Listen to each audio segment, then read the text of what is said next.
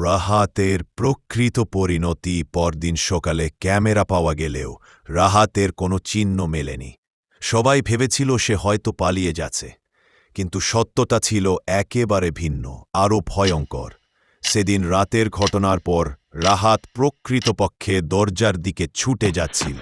আগুনের আলোয় পুরো ঘর লাল হয়ে উঠেছিল, আর 4 জন ছায়া মানব তাকে ঘিরে দাঁড়িয়েছিল।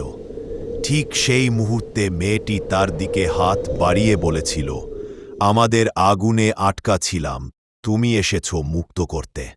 রাহাত চমকে পিছিয়ে যেতে চাইল, কিন্তু পা নড়ল না।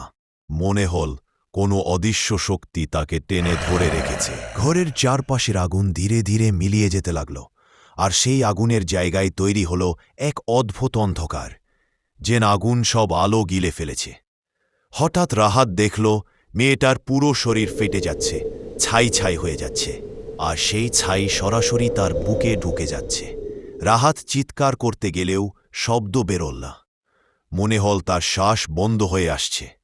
একসময় 4টি ছায়া মিশে তার শরীরের চারপাশে ঘুরতে লাগল।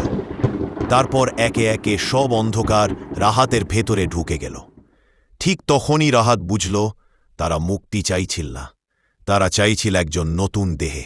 রাহাতের চোখ ধীরে ধীরে লাল হয়ে উঠল, ঠিক সেই পরিবারটির মতো। তার শ্বাস থেমে গেল, কিন্তু সে মারতে পড়ল না, বরং সোজা দাঁড়িয়েছিল, একদম নিস্তব্ধ। সে রাতে মৃত্যুঘরের ভেতরে একটি নতুন আত্মা জন্ম নিল। রাহাতের দেহে ভর করা 4টি পুরনো আত্মা এবং এক নতুন অন্ধকার। এ কারণেই তাকে আর কখনো খুঁজে পাওয়া যায়নি। এবং জানালায় যেটা নতুন ছায়া দেখা যায়, সেটা রাহাত নয়, সেটা রাহাতের আত্মা ছায়া।